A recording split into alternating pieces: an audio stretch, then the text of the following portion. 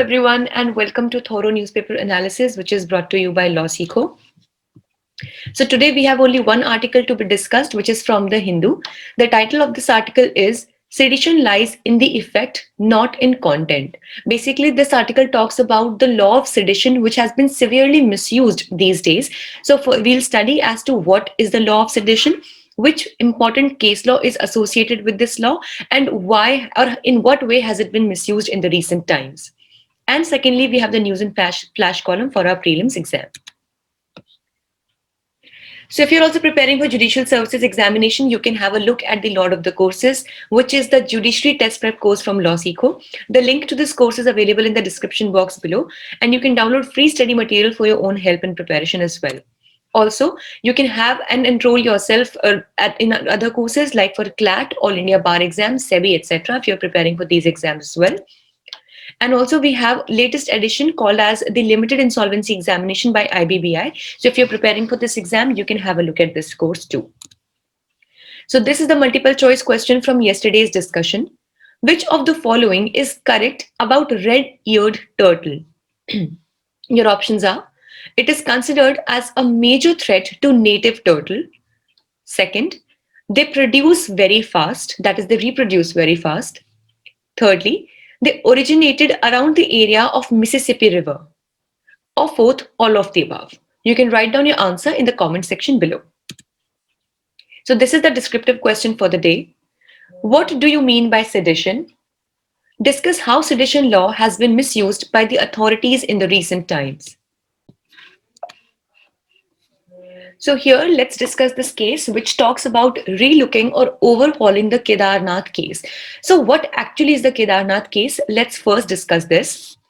So in the case of Kedarnath Singh versus State of Bihar in 1962, the Supreme Court upheld the constitutional validity of sedition and noted it as being a reasonable restriction on the free speech as per Article 19, Clause 2 of the Constitution.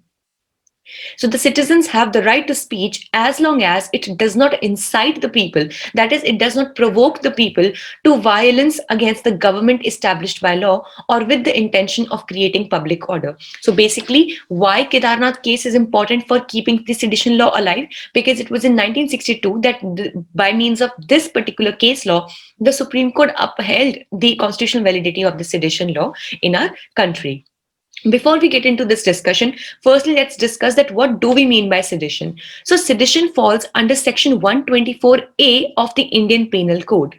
And the direct language of this law reads as, whoever by words, either spoken or written, or by signs, or by visible representation or otherwise. Now, this shows the scope of activities that have been covered under the sedition law, that it can be by words, spoken or either written, by signs or by visible representation, or even by any other means, brings or attempts to bring hatred or contempt, or excites or attempts to excite disaffection towards the government established by law in India, shall be imprisoned for life. Now, things that we need to take care of in this definition are hatred, contempt, and disaffection. Against whom? The government established by law. Now, many a times a kind of a multiple choice question might come up wherein you might have the options that the sedition law can be exercised against the hatred or sedition is against. You can have the options of the India as a nation or the integrity of the country. It may be against the constitution. No, it is against the government established by law. So this has to be kept in mind, that section 124A sedition is exercisable against any such acts of hatred or attempt even to cause such hatred or content, etc., against the government established by law and nothing else. Also, another thing that we need to keep in mind here is that whoever brings or attempts to bring, whoever excites or attempts to excite, which means that even the attempt for sedition is punishable under the IPC. So I hope that now it is clear with you. Now here also there is an explanation to, there are explanations to it, that the expression disaffection includes disloyalty and all feelings of enmity. So there are, further explanations are given to this. So I hope that now the meaning of sedition is clear to you all, and the relevance of Kedarnath case in keeping this particular law alive is also clear. Now, why at all are we debating this particular issue today? Is that the very law of sedition, which was brought by the in the Britain, it was brought up in the Britain from where we had adopted it in our Government of India Act. The ironical thing is that they themselves have put this law down way back in about 2010, but we have still been battling with this law and still have been trying to put down the voices of our citizens in the name of sedition. So this is ironical because the very source from where we had adopted this particular law, they themselves are no way supporting this particular law, but we as adopters are still bound by the ties of this law. So why this law needs a relook is that Bombay High Court in the Asim Trivedi case issued guidelines to be followed by the police before invoking the sedition provisions. So which have been grossly ignored by the police officials. But the Bombay High Court had said that if at all the police has to invoke sedition provisions against any citizen or a group of citizens, then the following things have to be kept in mind. Firstly, objective evaluation of the material, whether it causes disaffection, enmity, or disloyalty to the government or not. So we have to be very objective. It is not something that you feel is sedition and thus you try to, bring anybody under the law of sedition. No, it should be an objective reason, which should have a reason to believe that that particular act or that particular attempt has the potential to cause any such disaffection, enmity, or disloyalty towards the government. Secondly, whether it is of magnitude of inciting violence or create public disorder or not. See, everything said or done by an individual or a group of individual cannot be strong enough to incite the other people also to have the same feelings. Like, for example, if a particular person has any kind of, a hatred towards the government, so it is not for sure that this particular or this amount of hatred that he is feeling or this amount of disloyalty that he is feeling is also enough or has enough potential to incite other people as well to feel the same way or to incite or provoke any kind of violence or create public disorder. And if at all the magnitude, the quantity, or the quantum of that particular hatred or particular feeling is not enough to do these things, then that cannot be amounted to be as an act of sedition.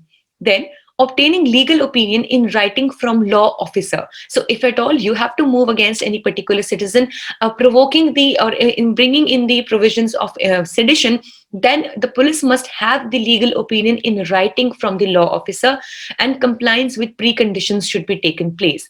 But unfortunately, these guidelines have been grossly ignored, and they have been they have not been taken up seriously by the police officials. So in 2016 to 19, number of cases of sedition increased by 160%. That is approximately even more than the double thing, but conviction rate dropped to 3.3%. Now, what does this scenario tell us?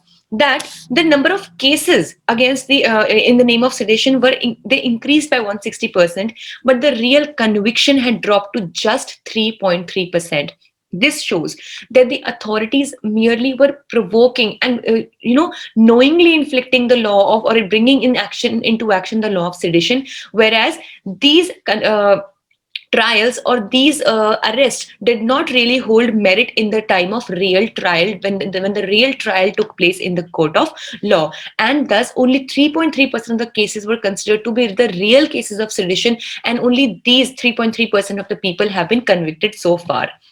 So this basically tells us the situation that clearly the authorities, be it the police officials or such other government authorities, are clearly misusing this very particular law just to cause any kind of problem to the citizens who have a voice and who want to use positively their freedom of speech and expression. So it was used not to punish or convict anyone, but to incarcerate. Now, this is one thing that we can see here by this statistic, that the real purpose behind using the sedition law was not to really punish or convict that particular person because he had actually committed something wrong in the name of sedition, but it was just done to incarcerate, that is just to cause some kind of trouble to that particular citizen. So this is something which is completely against the right of our fundamental right, which we have, freedom of speech and expression, right to equality as well. And that is why many experts, law experts, and social reformists have been demanding every now and then that the law of sedition should be repealed by now. So you can have a look at these. There are various instances where the law of sedition has had been inflicted, the major cases. So you can go through these also. Like here, the British first invoked the charge of sedition against Jogendra Chandra Bose, who was the editor of Bango Basi in 1891 for his criticism of the age of consent bill. So it was for the first time in 1891 that the Britishers had used the law of sedition against Jogendra Chandra Bose. With this, let's see what do we have for news in flash today. Animal Husbandry Infrastructure Development Fund. So it has been introduced as part of the various COVID-19 related measures with an outlay of rupees 15,000 crores, enabling a loan covering 90% of the estimated cost with interest of subvention of 3% for all eligible entities. So you don't have to remember the facts per se, but basically it is the first major fund launched by the government that includes diverse set of stakeholders like the FPOs, which are the farmer producer organizations, private dairy players, individual entrepreneurs, and NGOs. Basically, this fund has been developed to raise and to make the animal husbandry. Now, what animal husbandry is, where the people, the farmer, or even individuals as well, they rear the animal.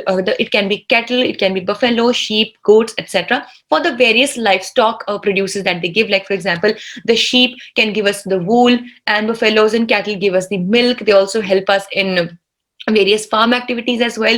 The goats, they also they're used for their meat as well. And even these also, when animals are used for such livestock produces, that practice is called as animal husbandry.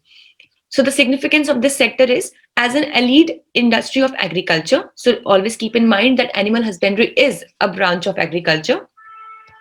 So the animal husbandry and dairy sector collectively employs more than 100 million people, and it increased the concentration in rural India, because obviously, as we know, that in India, a lot of people are dependent on these milching animals. Milching animals are those that produce milk, and that is consumed by the other classes of maybe animals or even humans as well. So this was all for the day. Thank you so much for staying tuned with LawSikho.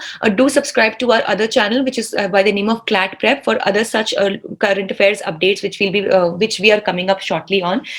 So the link is there in the description box as well. Thank you so much.